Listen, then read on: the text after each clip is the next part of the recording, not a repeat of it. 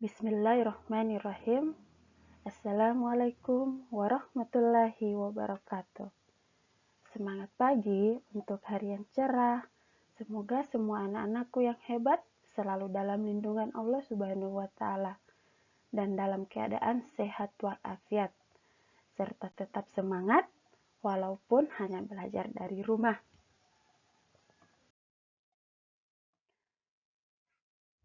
Bertemu lagi dengan Ibu Fatih dalam mata pelajaran Sejarah Kebudayaan Islam, namun dengan materi yang berbeda tentunya. Kali ini kita akan mempelajari pelajaran yang kedua, yakni mata pencaharian masyarakat Arab sebelum Islam. Nah, sebelum masuk pada pembahasan kita hari ini, seperti biasanya, marilah kita mengucap doa sebelum belajar agar kita semua diberi pemahaman ilmu dalam belajar. Doa belajar mulai.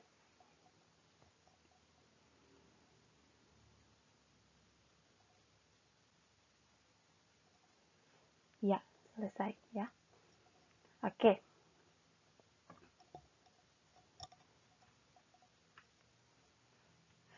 Ya, pada pelajaran ini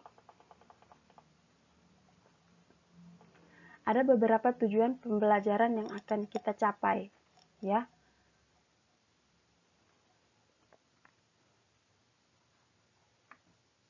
Itu yang pertama, siswa dapat menjelaskan sumber mata pencaharian masyarakat Arab. Yang kedua, siswa dapat menjelaskan aktivitas perekonomian masyarakat Arab sebelum Islam. Yang ketiga, siswa dapat menuliskan aktivitas perekonomian masyarakat Arab sebelum Islam. Dan yang keempat, siswa dapat menceritakan aktivitas perekonomian masyarakat Arab sebelum Islam. Ya, jadi itu tujuan pembelajaran yang akan kita capai pada materi ini.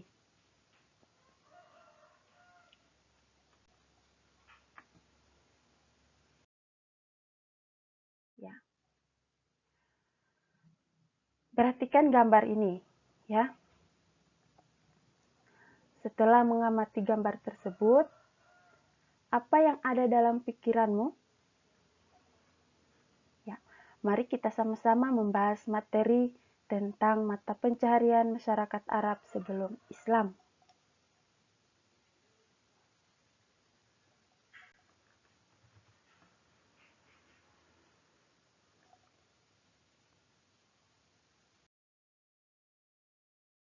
Oke. Di manakah tempat tinggalmu? Apakah tempat tinggalmu itu di kota atau di desa?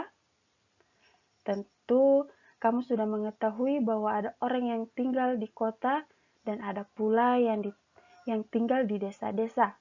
Demikian juga dengan bangsa Arab jahiliyah, ya.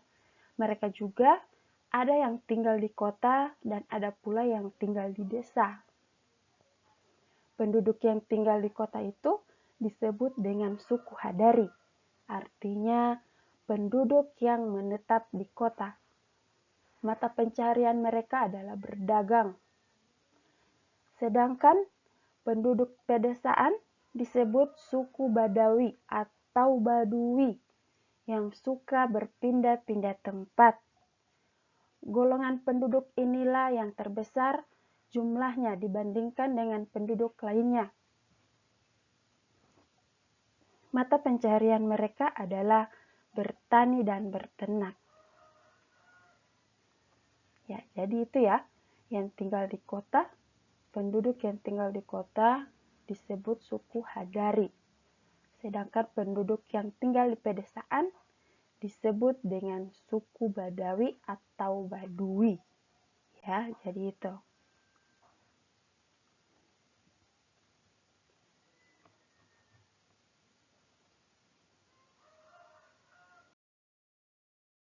Ya. Secara garis besar, mata pencaharian atau pekerjaan masyarakat Arab Jahiliyah itu ada beberapa ya, antara lain beternak. Beternak ini menjadi sumber kehidupan bagi Arab Badui. Mereka berpindah-pindah mengiring ternaknya ke daerah yang sedang musim hujan atau padang rumput. Mereka mengkonsumsi daging dan susu dari hasil ternaknya mereka ya, serta membuat pakaian dari bulu domba. Jika telah terpenuhi kebutuhannya, mereka menjualnya kepada orang lain. Ya, jadi itu. Beternak itu adalah kehidupan bagi orang yang tinggal di pedesaan atau yang suku Badui. Yang kedua,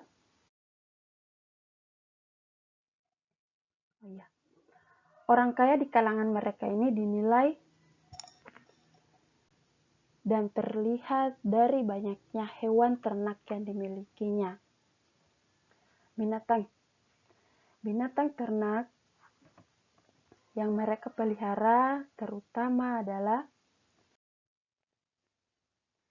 ini ada biri-biri, kambing, dan unta.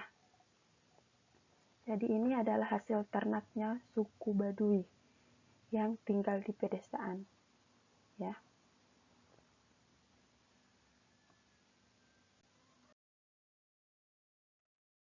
Selain Arab Badui, sebagian masyarakat perkotaan yang menjadikan beternak sebagai sumber penghidupan. Ada yang menjadi penggembala ternak milik sendiri dan ada juga yang mengembala ternak orang lain. Seperti Nabi Muhammad SAW ketika tinggal di Bani Sa'ad, beliau seorang pengembala kambing. Begitu juga dengan Umar bin Khattab dan Ibnu Mas'ud. Ya.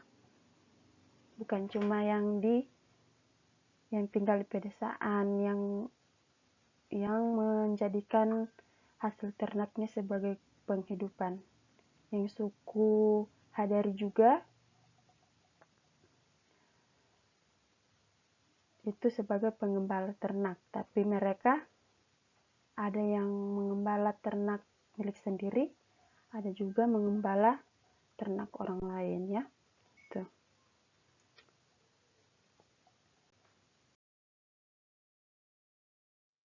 Ya, yang kedua ini bertani. Jazirah Arab di sebagian besar daerahnya berupa padang pasir yang luas.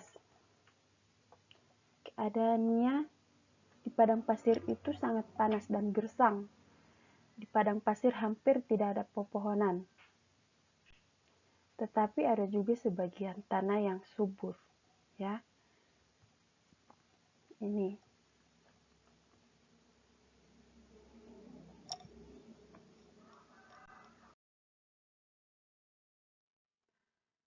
Lahan yang subur itu terletak di lembah-lembah yang terdapat mata air atau oase dan sering turun hujan. Suku Arab yang mendiami lembah yang subur itu mempunyai mata pencaharian sebagai petani. Tanah pertanian mereka antara lain sayuran, buah-buahan. Hasil pertanian itu kemudian mereka jual di kota-kota seperti Mekah dan Madinah. Ya, itu ya. Ya. Adapun masyarakat perkotaan yang tinggal di daerah subur seperti Yaman, Taif, Madinah, Najas, Khaybir, atau yang lainnya, mereka menggantungkan sumber kehidupan pada pertanian. Meskipun wilayah Arab dikelilingi lautan pada ketiga sisinya, namun wilayah ini nyaris tidak mempunyai sungai. Jika ada, hanyalah ada sungai kecil yang tidak berfungsi sebagai sarana pelayaran. Andaikan cukup curah hujan, maka sudah pasti wilayah ini sangat subur untuk menghasilkan kopi, kurma, gandum, dan buah-buahan lainnya.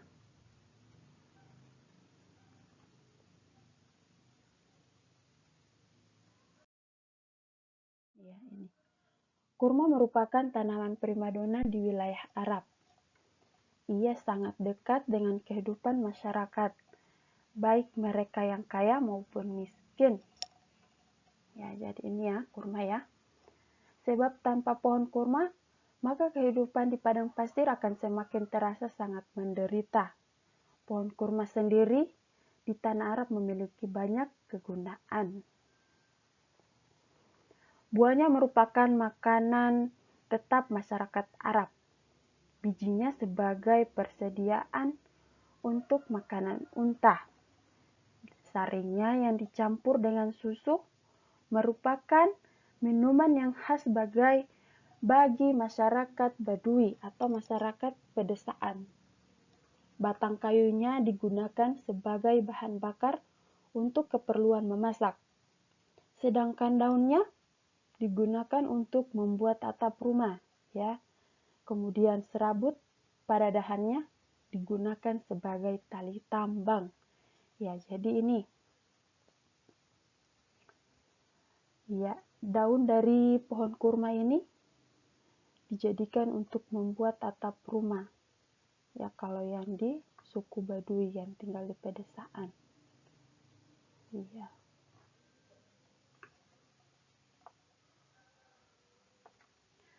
Karena itu pohon kurma selalu menjadi pujaan dan impian orang-orang Baduy yang sepanjang kehidupan mereka kekurangan air dan buah-buahan.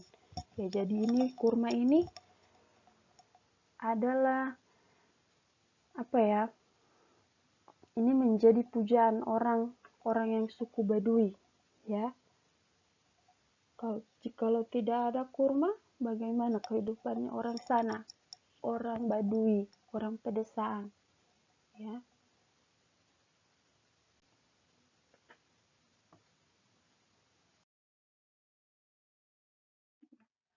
Pada wilayah-wilayah pesisir pantai, banyak menghasilkan buah dan sayur-sayuran. Yaman merupakan wilayah tersubur di Jazirah Arab yang menghasilkan gandum dan kopi. Pertanian mereka menggunakan sistem tada hujan, sedangkan jagung dan padi tumbuh subur di beberapa wilayah Oman, sedangkan di Hadramaut dan Mahra utamanya menghasilkan palawija. Hasil pertanian inilah yang menjadi komoditas perdagangan di Arabia. Ya.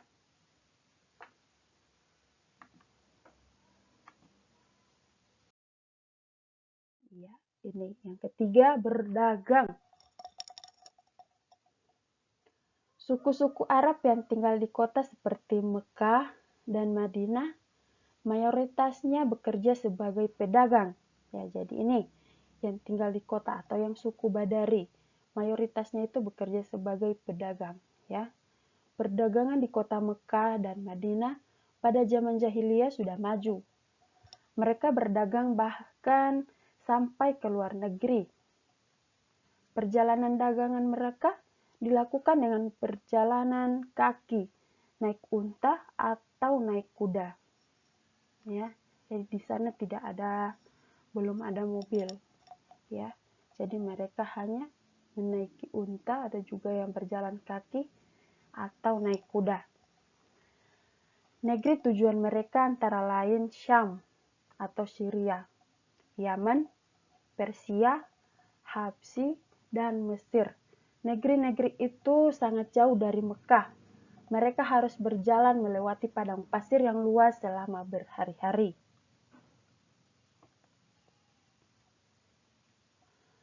Biasanya mereka berangkat secara berombongan untuk menghindari perompak di perjalanan. Rombongan perdagangan itu disebut kafilah. Mereka pergi berdagang kadang berminggu-minggu, bahkan berbulan-bulan.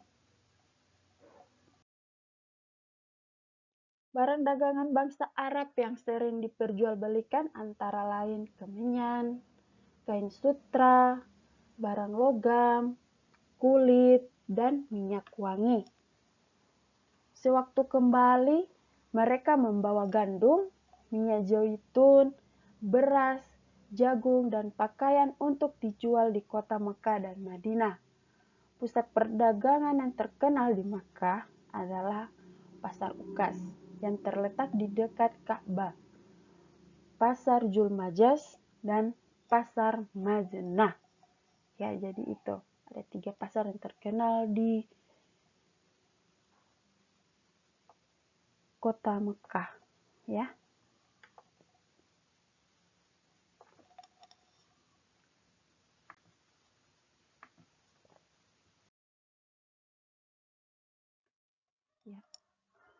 Suku Quraisy merupakan penduduk Mekah yang memegang peranan dalam perniagaan di Jazirah Arab. Mereka mendapat pengalaman perniagaan dari orang-orang Yaman yang pindah ke Mekah. Orang-orang Yaman terkenal keahliannya di bidang perniagaan. Selain itu, kota Mekah memiliki Ka'bah sebagai tempat orang-orang di Jazirah Arab melaksanakan ziarah atau ibadah haji setiap tahunnya.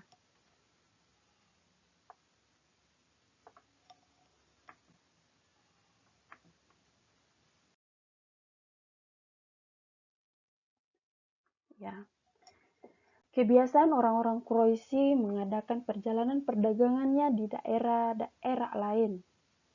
Allah Subhanahu wa Ta'ala mengabadikan perjalanan dagangan mereka sebagai perjalanan dagang yang sangat penting dalam dunia perekonomian, khususnya di Jazirah Arab, yaitu perjalanan musim dingin menuju Yaman dan perdagangan musim panas ke negeri Syam. Ya, jadi itu ya.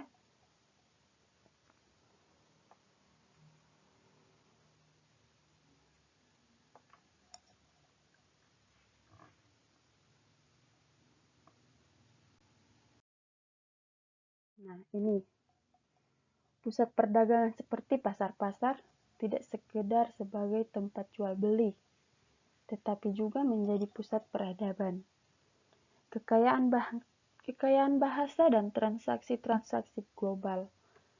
Bahasa Arab orang-orang Quraisy pada saat itu menjadi bahasa yang paling mudah diucapkan, paling enak didengar, serta paling kaya pembendaharaan kata dan maknanya. Ya, di sana itu mereka menggunakan bahasa Arab ya. Itu bahasa Arab yang paling mudah diucapkan oleh bangsa Arab.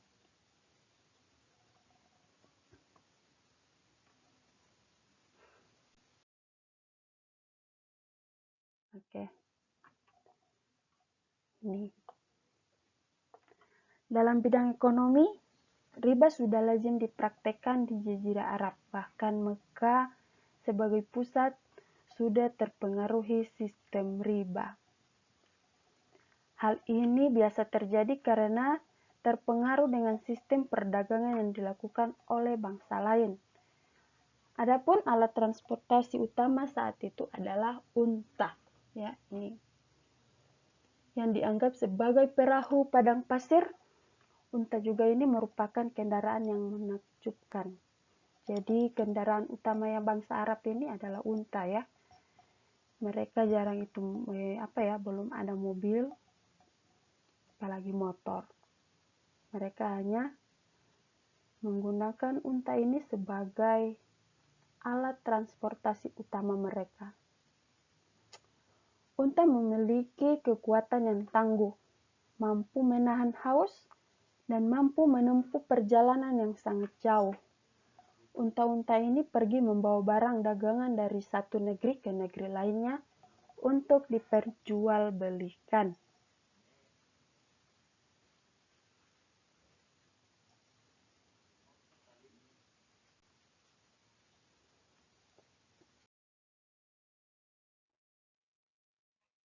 Ya. Allah Subhanahu wa Ta'ala menganugerahi negeri Indonesia dengan kekayaan sumber daya alam, baik di daratan maupun di lautan. Bangsa Indonesia patut bersyukur dengan keadaan ini. Berbuat baiklah dengan memanfaatkannya, menjaga dan merawat alam dengan sebaik-baiknya. Jangan merusaknya ya. Ini Allah Subhanahu wa taala berfirman dalam Al-Qur'an surah Al-Qasas ayat 77 disebutkan, dan carilah pada apa yang telah dianugerahkan Allah kepadamu atau kebahagiaan negeri akhirat. Dan janganlah kamu melupakan bahagianmu dari kenikmatan dunia dan berbuat baiklah kepada orang lain. Sebagaimana Allah telah berbuat baik kepadamu. Dan janganlah kamu berbuat kerusakan di muka bumi.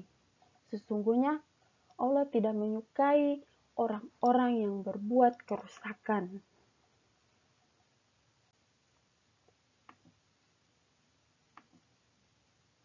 Ya, itulah pembahasan kita tentang